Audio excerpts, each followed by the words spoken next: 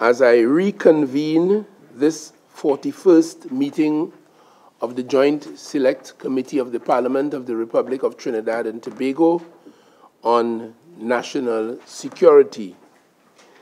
We have now moved into this public hearing of this committee. Pursuant to this committee's inquiry into staffing deficiencies at the Office of the Director of Public Prosecutions and the impact of these deficiencies on national security. Might I indicate that this hearing will be broadcast at a subsequent date on Parliament Channel 11. Corrective is being broadcast live on Parliament Channel 11, Parliament Radio 105 FM, and the Parliament's YouTube channel, ParlView. Might I, in that spirit and against that background, welcome the Director of Personnel Administration and the Acting Permanent Secretary, Ministry of the Attorney General and Legal Affairs, and invite you, starting with the DPA, to introduce yourselves for our benefit and for the benefit of the public record. Thank you. Good afternoon, Chairman and members of the committee. I am Prabhavati Maraj, Director of Personnel Administration. Good afternoon, Chairman, members of the committee. My name is Deborah Parkinson. I'm the Deputy Director of Personnel Administration. Good afternoon, Chairman, members. Helen Warner, Acting Executive Director, Human Resource Management.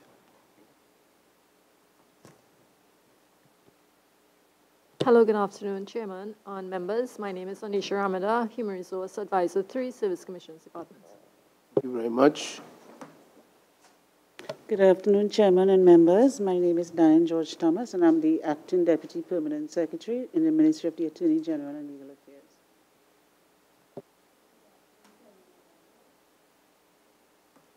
Good afternoon, Chairman and members. My name is Ms. Leelawati Balkaran. I'm the Acting Director, Human Resources, Ministry of the Attorney General and Legal Affairs.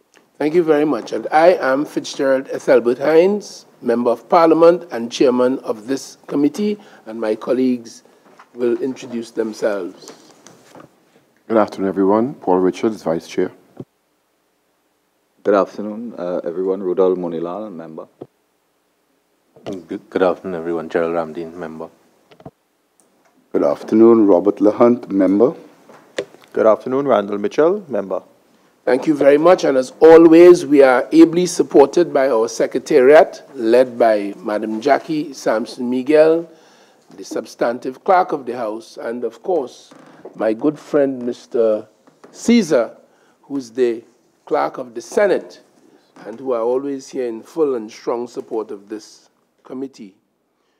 The objective of this public hearing is essentially to obtain an update on the current status of staffing at the Office of the DPP. The questions and responses from us all will be, for the sake of good order, usual order I might say, be put through the chair. And one hopes that by now, all cell phones would have been silenced or taken off so as not to create an issue during these proceedings. And as you might now be familiar, you are asked to turn on and off the microphone in front of you so as to facilitate communication and recording of these proceedings. The objective, as I said, is to obtain an update on the current status of staffing at the Office of the DPP. Why is that important? The Office of the Director of Public Prosecution constitutionally established as it is, plays a very critical role in the administration of justice, more particularly the administration of criminal justice in Trinidad and Tobago. This committee's work has to do with an analysis of the policy of the entirety of the platform of national security. We have found time and time again at the level of this committee that a lot of the work that is to be done through national security is affected by organizations, institutions outside of the immediate ambit of national security. And a very good example is the Public Service Commission, the Judicial Legal Service Commission, and of course, the Office of the Director of Personnel Administration. For obvious reasons, you are responsible in many ways for hiring and disciplining and firing some of the personnel who work and operate in the platform of national security. And when we, in the conduct of the work of this committee, inquire as to why things are not accomplished, very often staffing becomes the issue.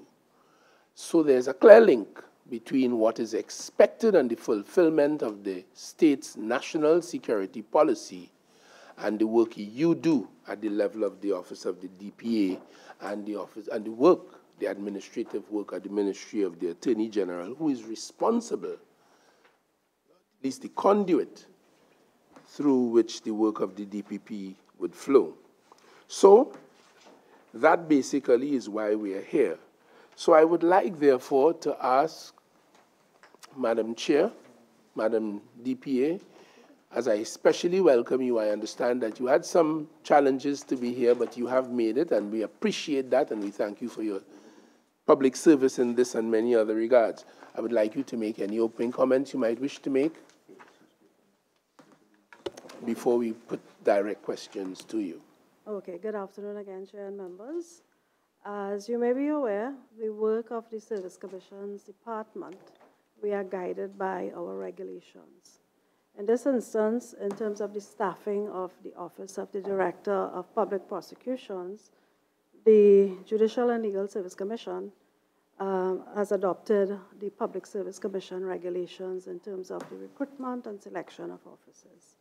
So if I may read to you Regulation 13.1 Sure. of the Public Service Regulations, it says, as soon as it is known that a vacancy will occur, the Permanent Secretary or Head of Department shall communicate to the Director in writing and shall make his recommendations regarding the filling of the vacancy. I go on to the process for promotion.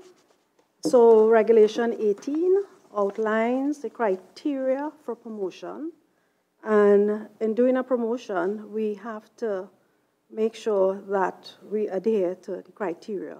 So for any person, officer being promoted, they must be able to have certain type of documentation. For example, we need to know the qualifications, we need to know the experience, we need to know their seniority, where they fall, any courses of training they have been to.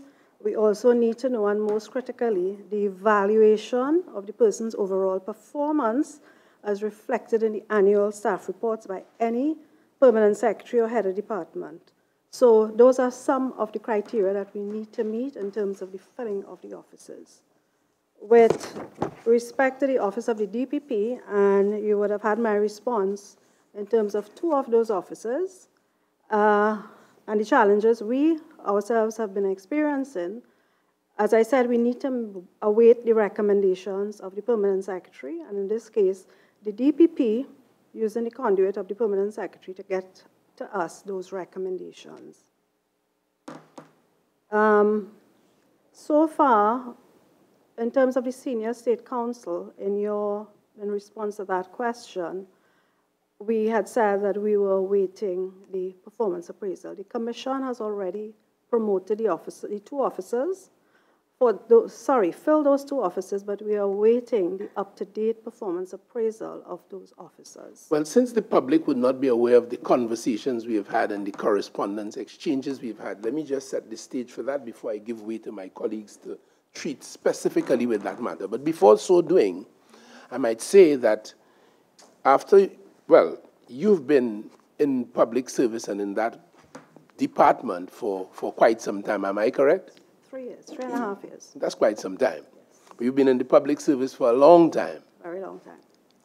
And it is easy for you to agree if I suggest to you that there's a general perception, and perhaps even the reality, that we have staffing issues, promotion issues, acting issues, endemic through the public service all through our years. Is that going to be a correct reflection of the facts? Well, I came here to answer questions in terms of the staffing of the DPP. Yes, but I was just asking, generally speaking, all right, let me put it to you very differently before I press on. Would you say that the issues of staffing and the troubles that we have identified in this particular case are confined to the office of the DPP, or would you say that they are of general application across the public service? Well, if you say yes, they are general, and I do, and I'm aware of the challenges faced by certain ministries and departments. But as I opened in terms of Regulation 13, yes, and especially for officers that are specific to ministries and departments, yes, we must get a recommendation from that PS if they wish to advertise the office or if they wish they have any recommendations to fill the office. This is it. And we understand that. And this is precisely the point, the perception of which I speak. If we ask, as we have this committee, 1,000 times why something is not achieved, not done, not accomplished, we would hear about the regulations, we would hear about the procedures, and still we would have the problems, which today's inquiry would further reveal. But let me just, for the public, set the backdrop. We, this committee, through the Secretariat, would have written to you by letter dated the 27th of November. No, sorry. We would have written to you by letter date, yes, the 27th of November. 23rd. Our letter? 23rd. 23rd of November, making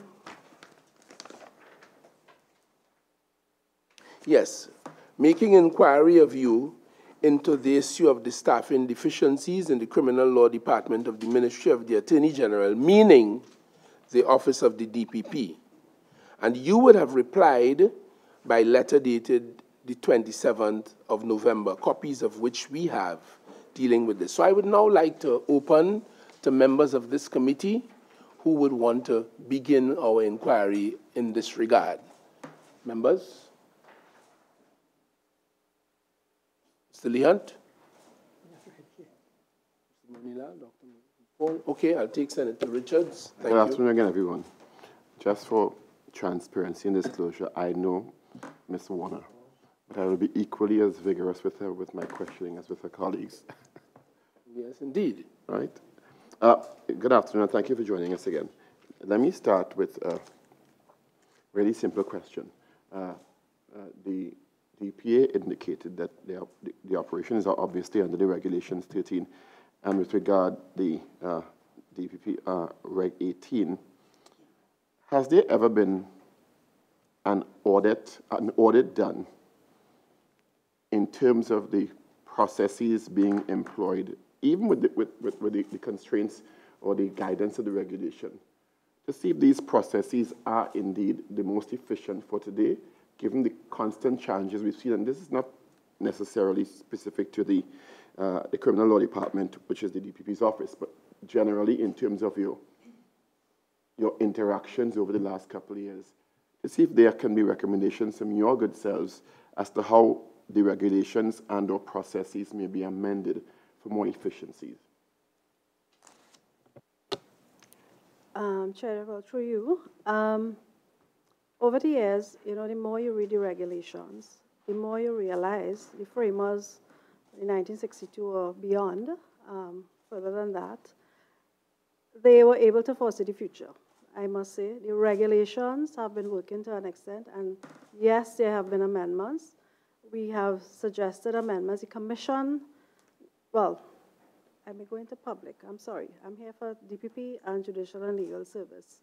But yes, you need regulations, and our public service regulations, which have been adopted by the Judicial and Legal Service Commission, is what we are using to appoint and promote persons. There are certain aspects that we have, the Public Service Commission, they have recommended amendments to.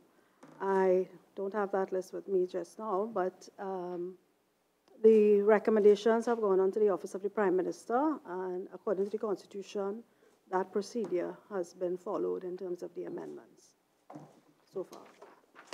But generally, I must say generally, the regulations do work for us so far.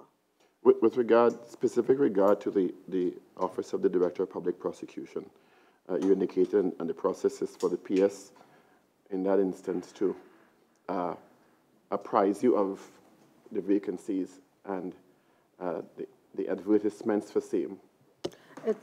We recognize the role of the DPP under the Constitution. So how we do that is the DPP channels his requests through the PS of the Ministry of the Attorney General, and then the PS there will submit to us.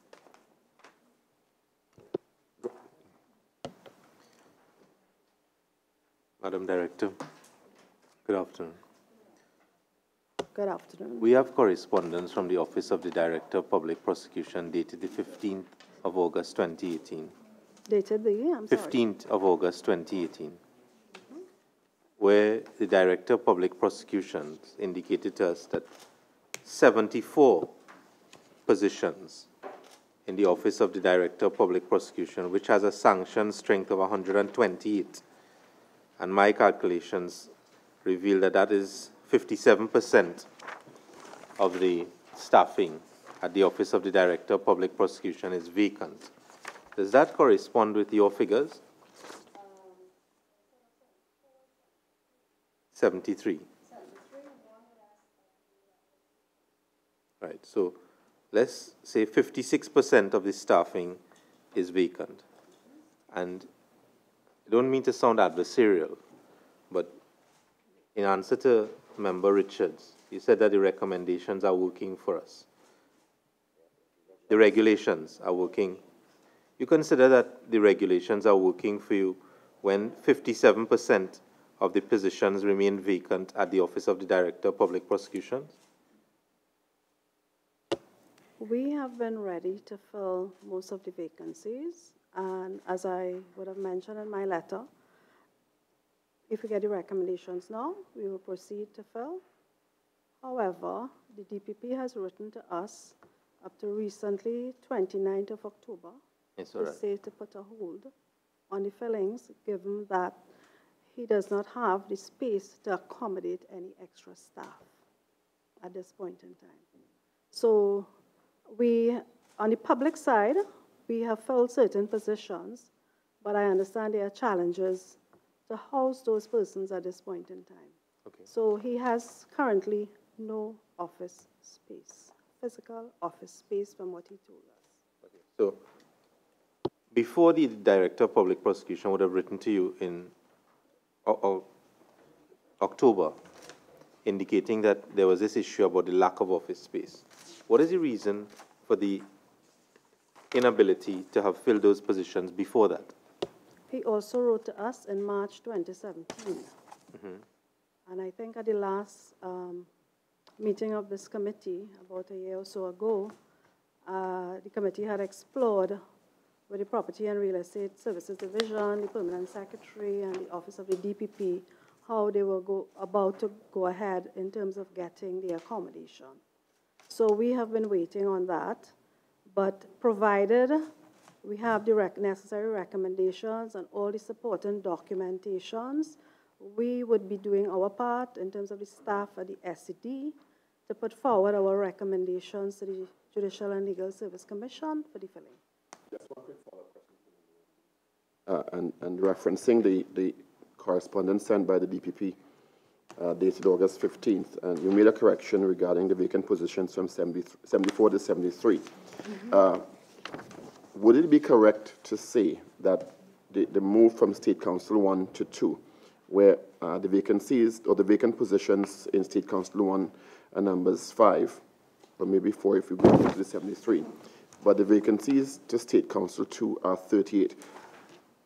I'm presuming those vacancies between State Council 1 and 2 are not necessarily going to be advertised, but are going to be promotions through HR processes, or are they also, or is there a jump mechanism there? The DPP can recommend persons who hold the offices of State Council 1 to be promoted as State Council 2, so long as they meet the requirements of the office of State Council 2. And those requirements, I'm presuming, would be those would be outlined. An appraisal. Those would be outlined in the job description for the office. But yeah. And just a quick follow-up to that before Member Lahan, through you, Mr. Chair. There's a huge disparity in terms of the vacant positions from State Council 1 to State Council 2. And we're hearing about the challenges in terms of putting adverts on hold to fill what Memorandum indicates as about 56% of vacancies. Is this an HR challenge and an appraisal challenge? Because I'm not understanding why, if you only have 5 vacancies at State Council 1, and I'm presuming these people would gather experience, they'd be hired with certain qualifications to start with, to make the entry requirements. And then they would get experience, if the process is working effectively, to be able to matriculate to State Council 2. And there's a huge disparity between State Council 1 and 2. So one would have to ask, what is the challenge? And I'm sure part of your remit is doing analysis and presenting. So if I may go back to some history that I have before me, in 2014, the office of State Council 2 for the office of the DPP was advertised. The DPP at that time had asked us to fill 25 vacant offices. In 2015, we went through the process in terms of interviews, etc., and we were able to appoint 13 candidates to those offices. So far, the DPP has not submitted any further recommendations for the filling of those offices, but he has submitted recommendations for us to advertise the office of State Council 2 for the Tobago office. So we have done that. The deadline, I think, was November 29th. So right now we are going to screen those applications, but it's only for the Tobago office at this point. So we have been doing that, and we have been trying to see how best we could help in that. But as I said before, the recommendation for the persons within the department must come from the DPP. He also needs to tell us to advertise, if he wishes to advertise the office or not. So far, he has only said to advertise the office of State Council 2 in the criminal law department in Tobago. Just want to get it, so to put this into perspective, and I want to just try to understand, when we say vacancies, right, vacancies because we don't have somebody appointed in the position, right, it's a vacant position. What about acting? Do we have an idea of people who are acting in these positions, or when you are acting? So what is the level of people that are acting in the DPP office at this point in time? Does anybody have any? Could you would pass that on to the Ministry of the Attorney General.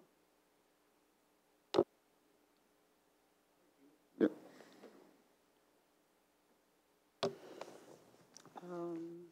Chair, through you, as far as acting is concerned, from the records that I'm seeing here, there are no one acting 2 or 3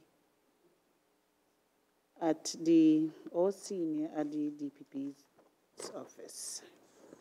So am I to, okay, so if I have to take this to this logical conclusion, right? You are saying then that when there's a vacancy, right, it's the DPP's responsibility or the department's responsibility to make a recommendation. because that's the only way that you are prepared to act on a recommendation received. You are not receiving the recommendations. Am I correct?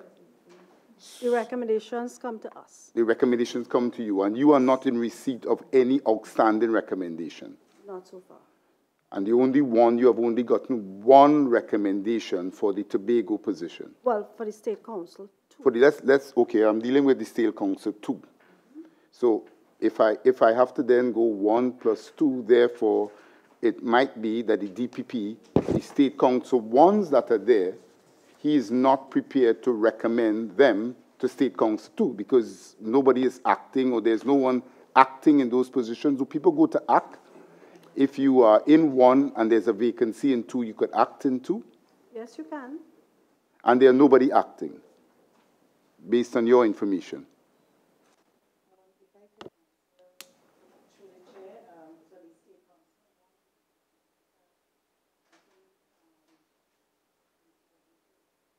Ms. Warner could attest to that, is that there were some appointments that were made in 2017 or 16? 17? 2017 into 2018, which would mean that they do not have the experience as yet to be recommended for promotion to State Council 2. And if they're not, if they're not in a position, also, if the DP, again, I'm looking at the process, if you have a vacancy, the DPP is of the view that there is no one that he could recommend for the position, then the way to fill it is by asking for someone for you to advertise the position to bring someone into it. Is that the process? Yes, it is.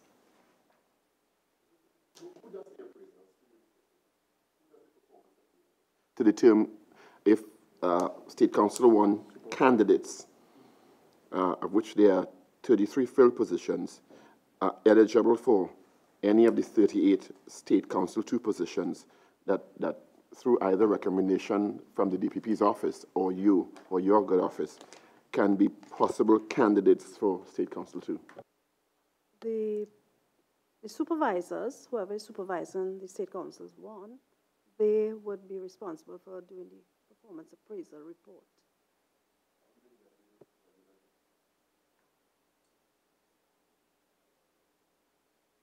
For the persons who would have been promoted between 17 to 18, we would not have received our performance appraisal reports. As yet, the year has not elapsed, and it would give the permanent secretary time to complete those performance appraisals.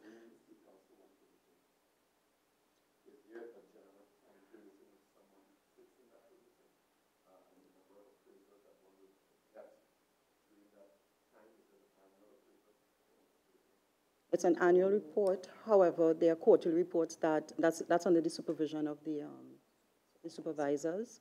They're supposed to conduct quarterly reports that would lead into the final report. Have they been conducting those reports? We, Service Commission, would not receive the quarterly reports, only the final report. That is something that the PS should. And have you been receiving those final reports as regularly as it's as regularly? productive? No, not as regularly. Yeah. When you say.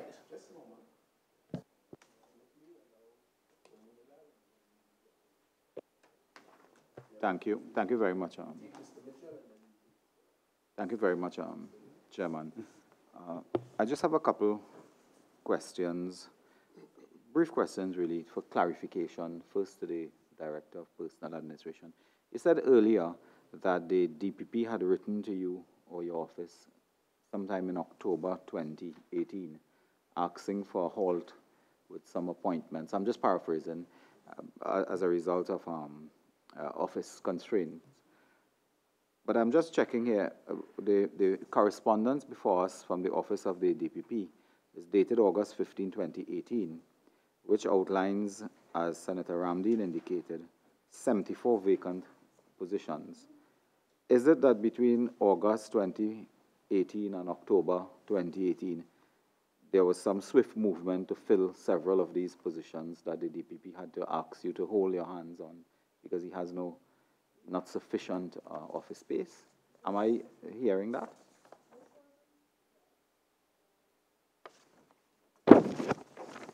sorry. And this was in relation to the Senior State Council and for the other vacant offices also. Because the commission, as I said before, had promoted the persons to the offices of Senior State Council pending the receipt of up-to-date performance appraisal. No, sorry, I am going on another one. The commission was trying to fill the offices of Senior State Council. So, seeing that we had no responses from 2017 to then, and despite reminders, the commission proposed to the DPA to issue a notice of vacancy to fill the remaining offices, vacant offices in the department. And that is when the DPP responded to say that the office is not in a position at this time to accommodate any new member of staff having regard to its spatial constraints. Could I just press on that point? We also have it before us that the Director of Public Prosecutions made specific recommendations for the filling of certain positions. 2 persons to be promoted to Deputy Director of Public Prosecutions, and 1 person to be promoted to Assistant DPP.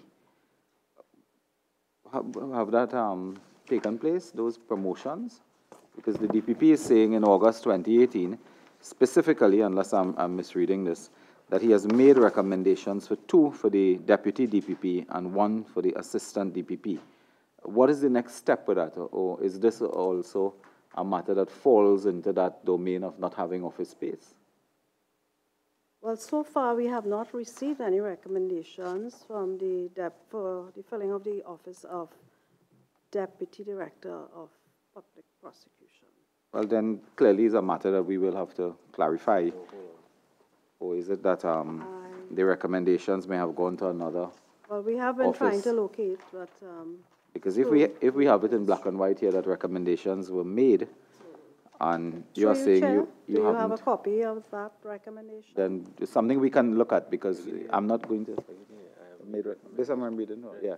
So clearly, well, yeah, this is what I'm saying is that at this point, let me be very clear, Mr. Chairman. I am not here, casting aspersions on any office. But if it is that the DPP has indicated clearly, I've made recommendations for 2 Deputy DPP, 1 Assistant DPP, and 3 persons to be promoted to Senior State Council. And the Director of the DPA is saying that you may not have sight of that. Then it's a matter that we need clarified.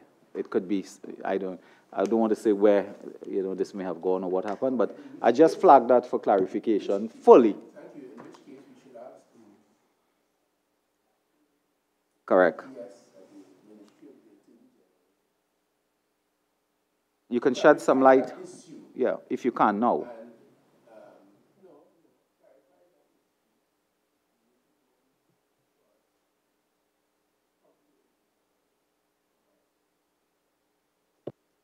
Will do. Could I continue with my, yes. And the next series of questions I would like to direct to the Deputy Permanent Secretary Acting. They're more mechanical issues. In our note as well, we have some information on the provision of office facilities in Port of Spain, San Fernando, and Tobago. Just to begin with Port of Spain, we understand that the facility in Port of Spain is not yet ready as of August 2018 due to several well-known constraints. I've had the opportunity to preside over in the ministry property and so on. So I'm just asking, is there any follow-up in terms of the Port of Spain property? First, if you can just for the record tell us the address of the property, and have we concluded our business there with the Commissioner of Valuations, Occupational Health and Safety Agency, Chief Fire Officer, and the other regulatory approvals that are required? And have we concluded the rental agreement for the property? So that's one, but a related question to that I'll come to after. Okay, Chair, through you, the property is at, oh, I thought I had it on this one. I know it's at Park Street. Let me get the correct address for you. And Dr. Munilal, yes, a cabinet note was passed on the 1st of November 2018 to acquire that property for the Port of Spain North DPP's office. But that is only the cabinet, and there are other processes that have to take place. I'm very familiar with the process, but I just wondered if you can put on record the address of that property in Port of Spain. Let me get it. It's 19 to 21 Park Street, Port of Spain. Thank you. And, ma'am, could I ask if you have the information on, because we have the rental for San Fernando, which I'm coming to in a minute. What would be the rental paid by the government, since the note has already been approved? Are you purchasing the building? No, it's a rent. Rent, yeah. And I prefer to answer that in writing because I need to get that information specific from the projects department. Okay, that's fine. Do you have a sense now of when that building, since we already have a cabinet approval, when that building will be ready for the DPP to take possession of that building in Port of Spain? Okay, as I said before, it's a process, and the process is not as clear-cut as just acquiring the building. The building has to be fit out for construction. Okay. So there are a number of things that the landowner has to do. Would you like know, removing would you know the carpets. Would you know the identity of the landowner? No, that wasn't given. You can submit that as well in Okay. writing. Okay, fine. Could I just go to San Fernando for an update as well? The San Fernando property is also agreed. The rental value is $248,722 plus VAT per month.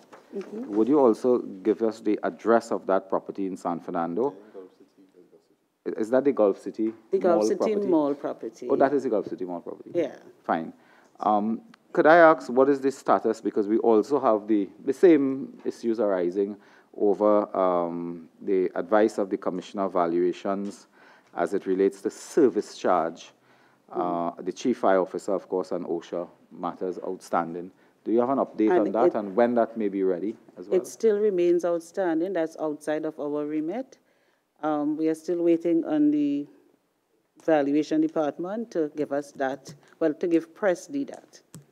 Could I ask, you indicated in the case of Port of Spain that you had already secured cabinet approval for the Port of Spain property.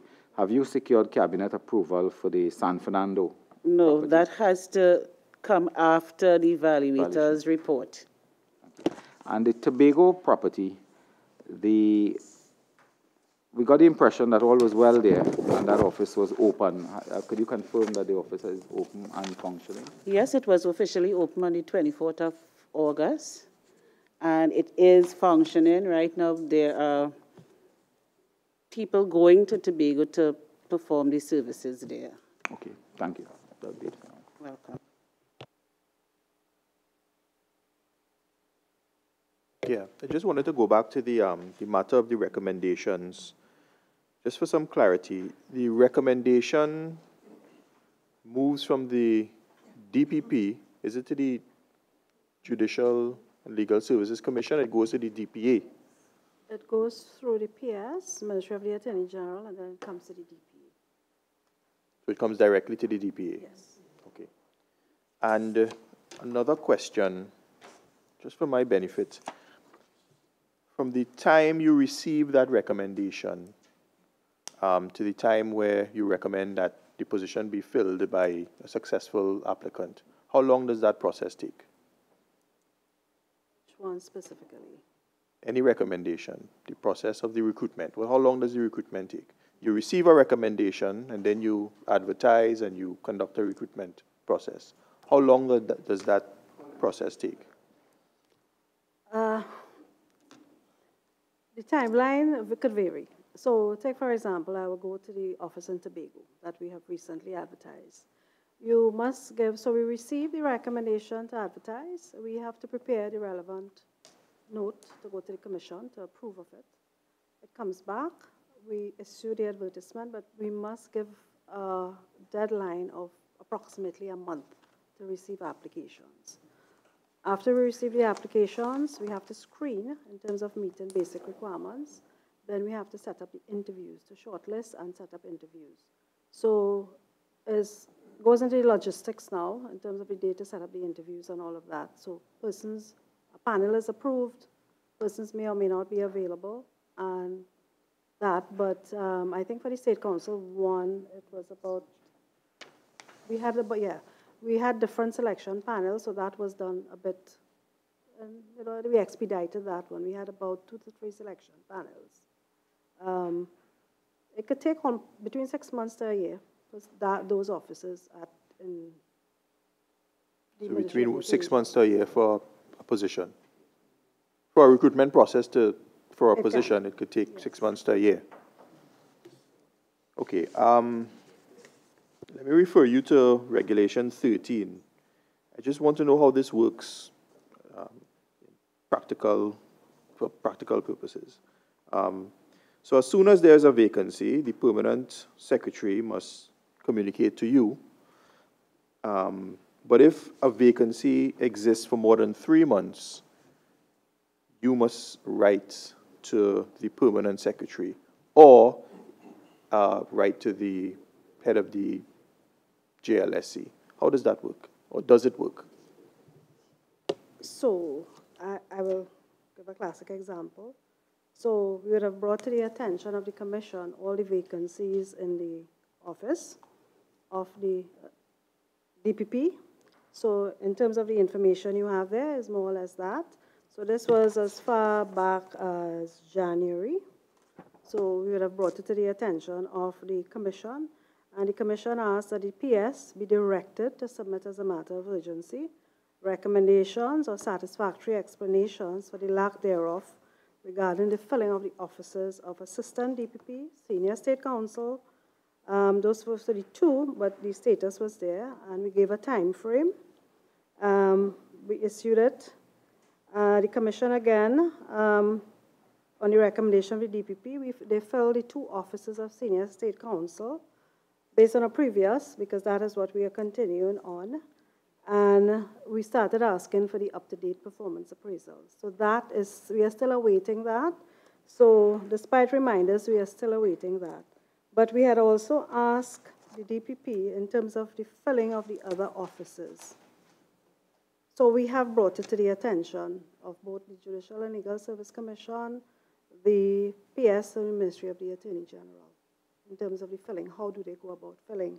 So even at one point in time last year, I think in 2017, early 2017, we had asked the DPP again. He did send some recommendations, I think in around February. But by March, he says, put a hold, given the accommodation issues. So we have been liaising, we have been writing, we have been talking. So even as I said, up to October, when we ask again, we were told to put on hold. Now, we can see the DPP has been making an effort, but I think he is challenged. I must say there's a challenge. How could we do that? So if you are promoting within the department, there's no need for additional accommodation. But when you advertise an office, and if you ask to advertise, you're bringing in additional persons. So I think that is where the challenge is. But if he can promote from within, me thinking logically, we can do that. And I think he has been attempting to some extent. But I guess he has to look at his challenges and the accommodation issues there before you go forward in recommending. Following up on that same one that you said, sorry to just, but the one that you mentioned where he said to put on hold twice, those were vacancies that you were looking to fill from outside or within? That would have been the Senior State Counsel. We had about 15 vacancies. There was a recommendation for 2 persons, and it stopped there. So the Commission, on considering the matter, realized that we had extra vacancies and asked if you would consider making a recommendation for promotion, or what would you want to do? And the response we have is that we are holding because of space. But then, as you said, in the case of the 2, just the 2, the ones that you were filling from within based on recommendations, then the idea of space will not hold, because if you're filling within, and when I look at some of the positions, that's why when I look at some of the vacancies within, we are not getting the recommendation. So in that case, for example, if you fill within, you don't have a space constraints. So why not make the recommendations to fill from within? So we await the recommendations of the DPP on that.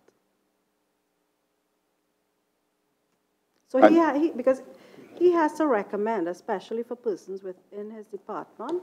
So you ask him for recommendations. So the recommendations are either to fill from the promotion within or to advertise. And if he doesn't recommend, do you have a mandate? So I mean, I'm just trying to understand where does this eventually go. So if the DPP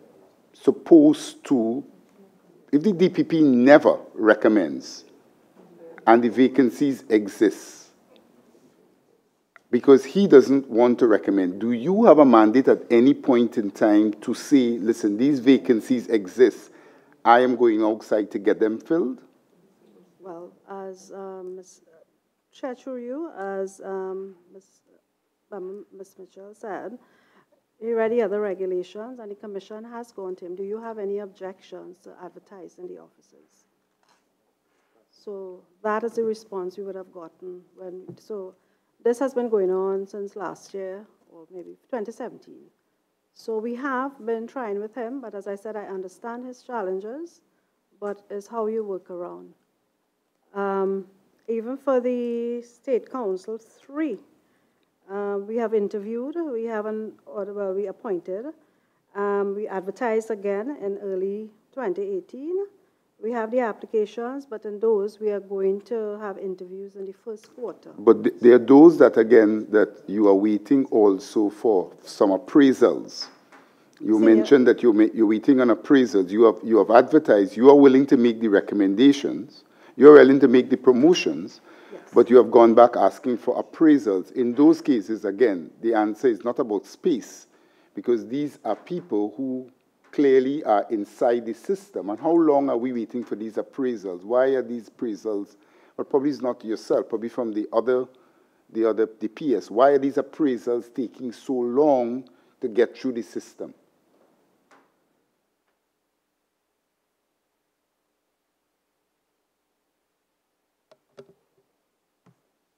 You see, at the end of the day, I mean, based on my knowledge of organizations, I mean, if the human resource management of organizations are critical, the morale of organizations are critical. They're driven by the promotion system. So, I mean, I understand and I hear the idea of space, but when you look at the positions, the higher positions, where I am hearing a breakdown in structure because of appraisals, and I'm willing, then that is, I could just imagine the person working the DPP's office who is waiting for that promotion and an appraisal and is willing to get the promotion, but an appraisal is preventing him or her from going further. That seems to be a breakdown in the system.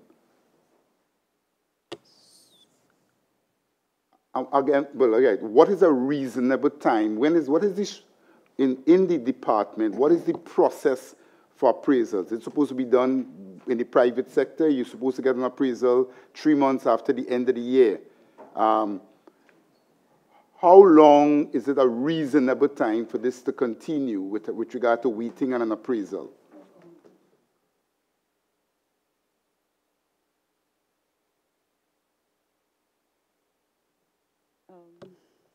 Chair, the appraisal is normally done at least 3 months before the actual year is completed.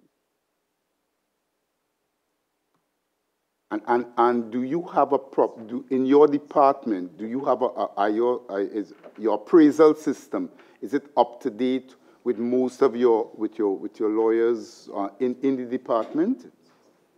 I would not be able to say with regards to DPP, how up to date that is. What I can tell you from the HR department, the forms would normally go to the respective reporting officers within that 3 months before the year.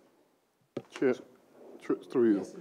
You know, let me say something. I have 2 points / questions.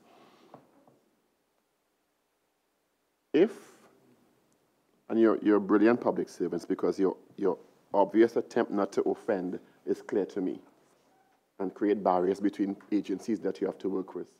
Because if the pain of frustration on your faces is certainly magnified more than ours, because I am frustrated sitting down here. I'm frustrated for several reasons. And I'm frustrated on behalf of the public because the connection of this to the general public is the criminal justice system and the issues that we have there. So while we touting that we want to solve crime and we want to reduce criminality and we want to increase the efficiency of the criminal justice system, the public can hear this is one of the problems. Because if you have 57% of your staff in a critical agency or office like the DPP lagging behind like this through no fault of yours or whoever's, because it's somebody's fault. But the public is paying for this this inefficiency with quite frankly, and I say it plainly, with continued lapses, with people sitting on remand for years, 6 years on an average, presumed innocent, and the public has a right to be frustrated at this. One of the questions I want to ask is,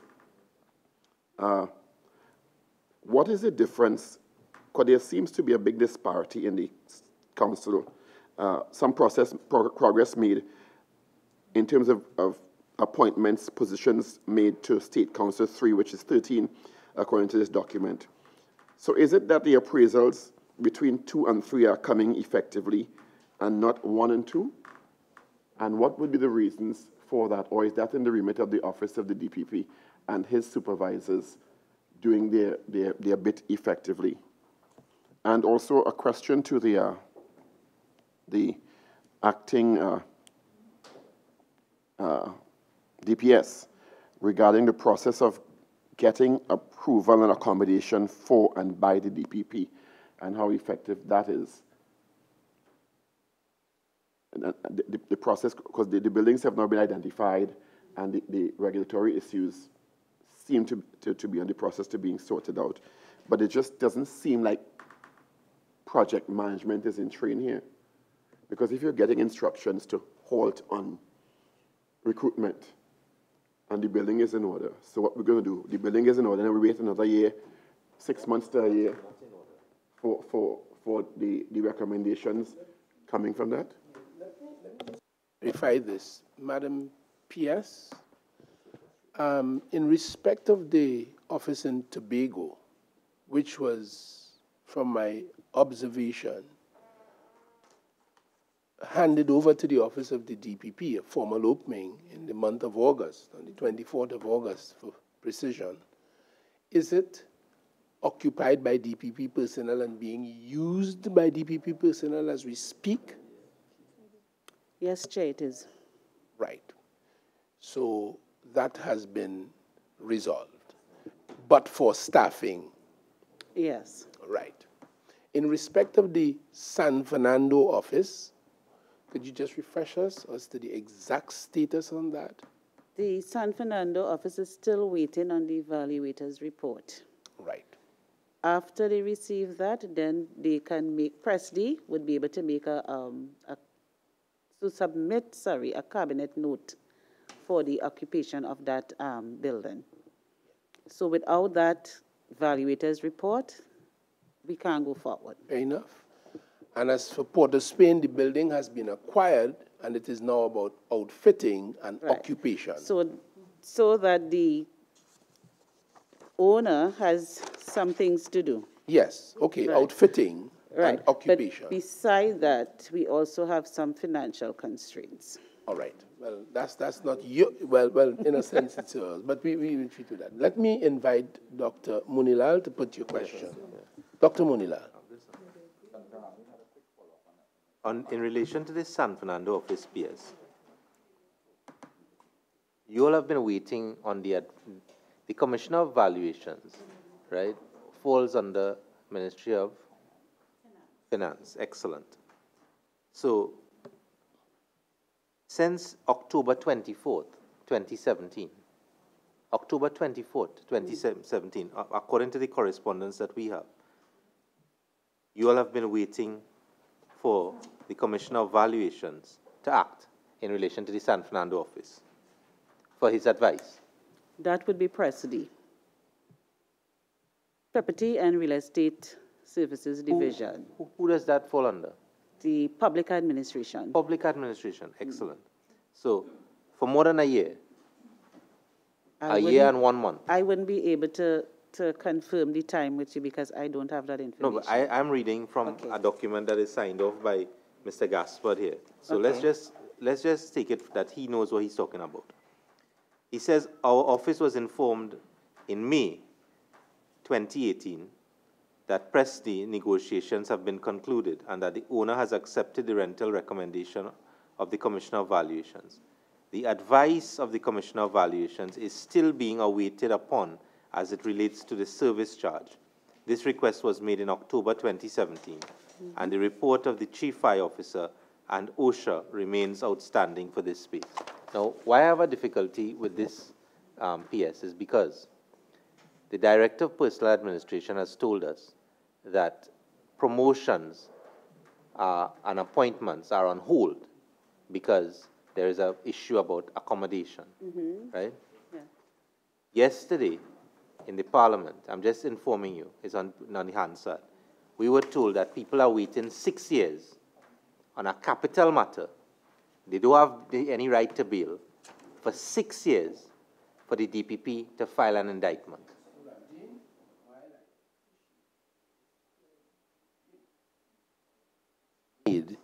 And what is in front of us, I can't gainsay the fact that there is some nexus, but the nexus is pretty long. No, but I agree. Let us confine ourselves for the sake of those who are with us to what is in front of us. Do you have any idea? Okay, Mr. Ramdin? Sure. Thank you. Do you have any idea when this San Fernando building will be available for occupation by the Office of the Director of Public Prosecution? And the Office of the Attorney General would not be able to respond to that, in that this is a Presti matter. It have to go to Presti first, and we have no control over the valuation. Do you have any, in your records or files or documents, do you have any correspondence from the Office of the Attorney General to Presti indicating the urgency of this matter and asking for it to be completed? I don't have it here, but I know there has been communications all along the line concerning these buildings. Dr. Monilal. Thank you. Thank you, Chairman. To the Acting Deputy Permanent Secretary, just a follow-up on that line, but a different issue. Clearly, I mean, we're all getting to the point where we understand clearly that the DPP has asked that we hold somewhat the appointments because of issues of space, and we are provided with some information as it relates to office space. Of course, we understand as well the constraints, not only on yourself, but other related agencies. But I'm very concerned with the Port of Spain business in particular. You have promised that you'll get back to us on the identity of the landlord and the sum of money, the rental. Right. But could I ask, there's also another issue, and it falls under, I believe, the Ministry of the Attorney General. That building on Richmond Street that was, I believe, formerly used by the DPP. It was used for the commission. It's presently being used. Do you have extra space there in that building that could absorb office holders in the short term? Because, ma'am, I put it to you that, given what I've read, this property in Port of Spain and or San Fernando, from my experience with this will take about a year, maybe a year and a half to sort out and to actually move in. But if you have some short-term solutions, given the gravity of this, as Senator Richards indicated earlier, would there be space available at that Richmond Street office or anywhere else that you can use quickly, even though temporarily, so that certain critical offices could be filled? Chair, through you, Dr. Monilal, space has always been a problem for us at the Ministry of the Attorney General and Legal Affairs. We have a lot of, right now we have to house 2 other departments, Chief State and Solicitor General's Department, and that takes some time too. We finally got a building and we now have to outfit it. So space has always been a problem, and I think it's the same thing at that Winshaw building. There is no space to accommodate any additional staff.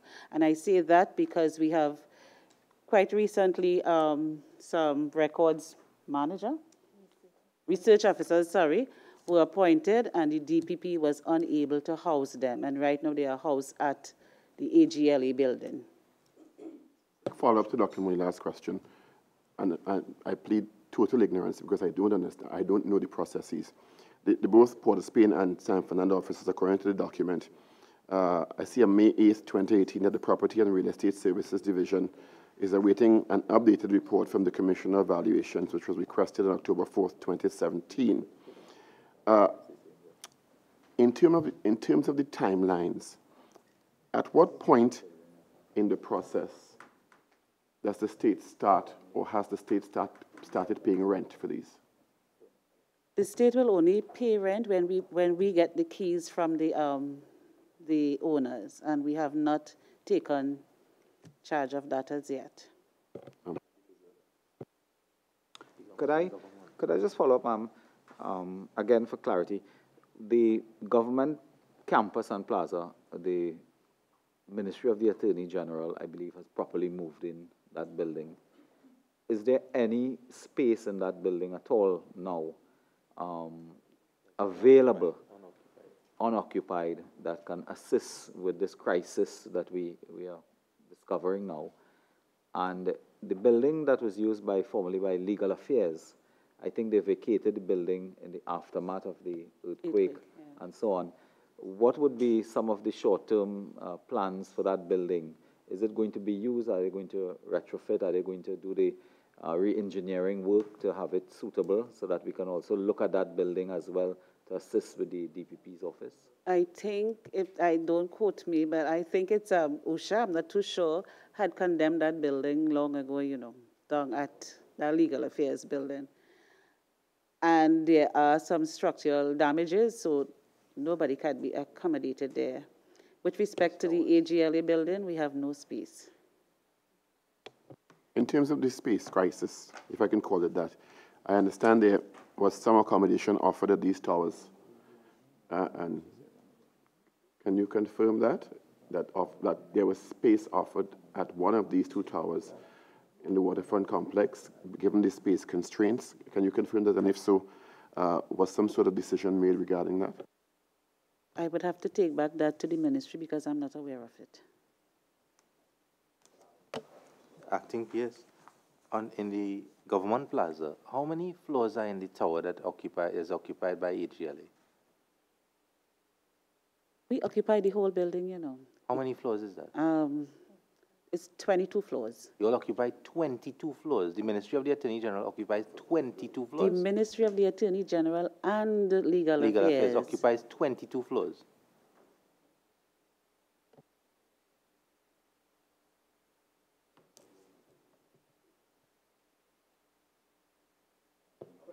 But, members?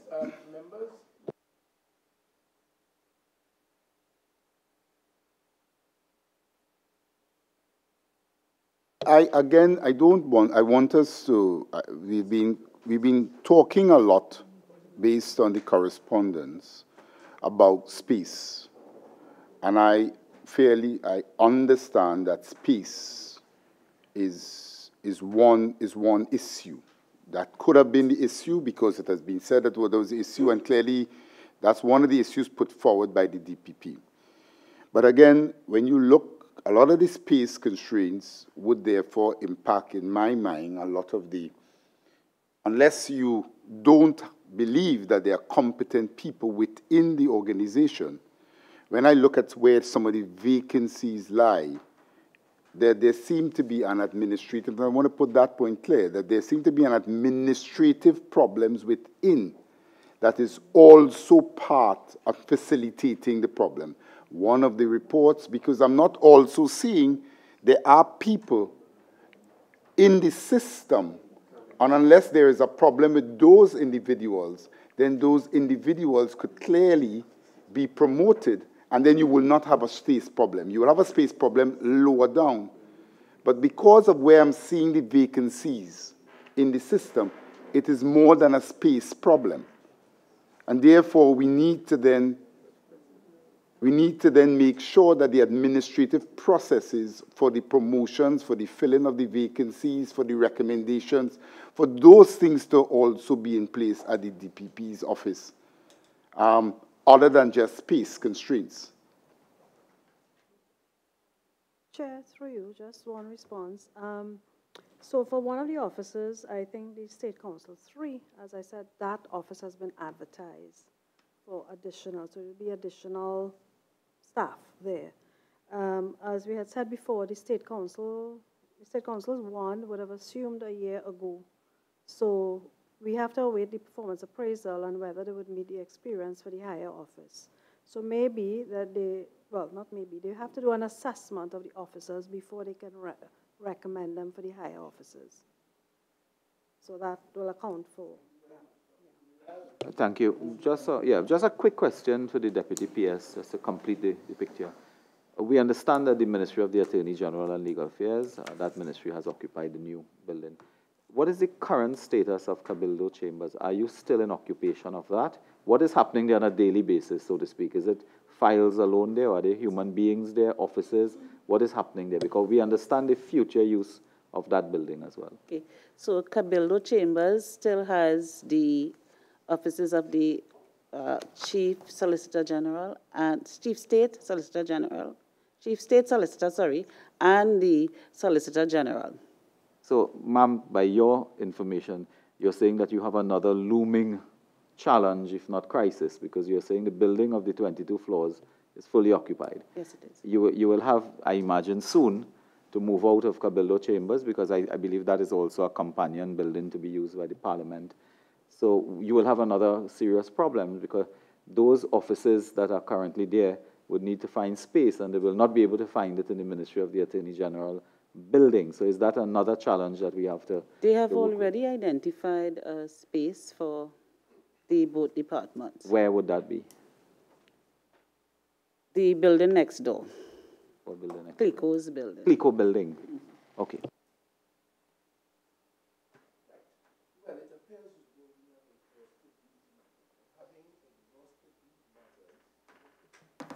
I do feel a sense of frustration as chairman of this committee.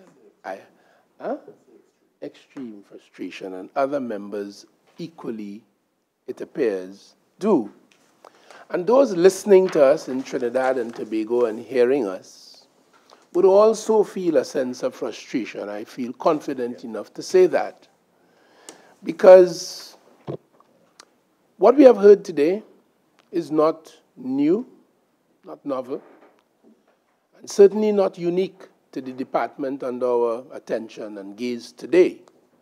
This is the story of the public service across our country.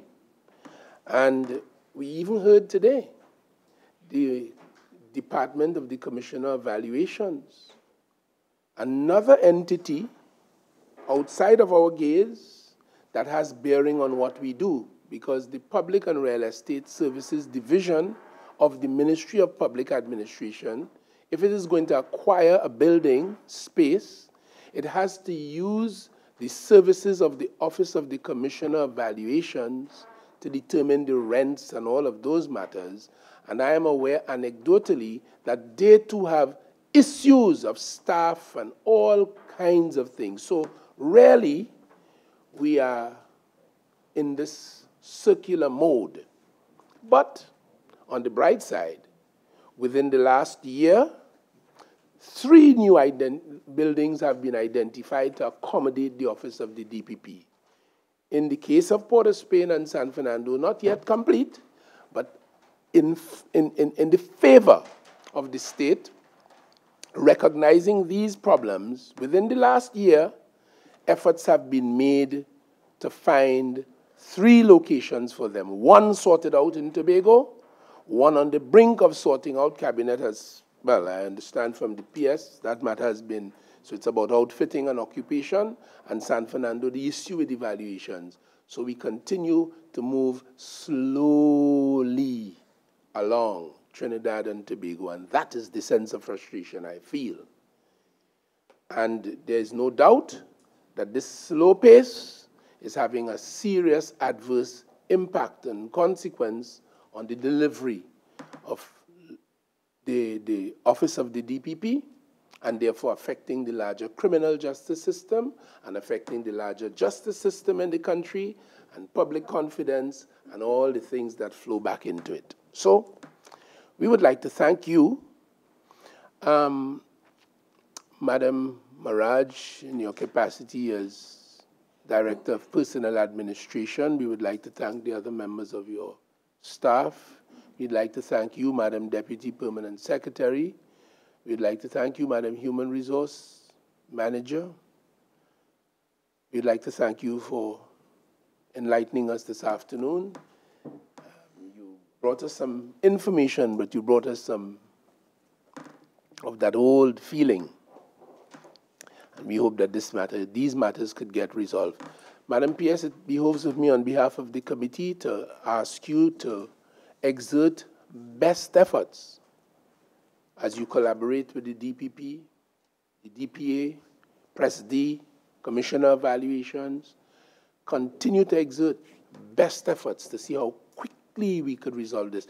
It's not the problem, Madam DPA, with your experience, before I close, it's not the problem just that we are simply too slow? That's a loaded question, Chair. I think we're probably being extra careful in whatever we do. We still have our laws, our regulations, policies, procedures to follow. Yes, maybe in some instances we may be able to expedite, but as I guess you need all the bodies and all the agencies coming together to expedite. I thank you for your loaded answer. On behalf of the committee, again, we'd like to thank you, and we suspend this element of our public hearing. Thank you very much.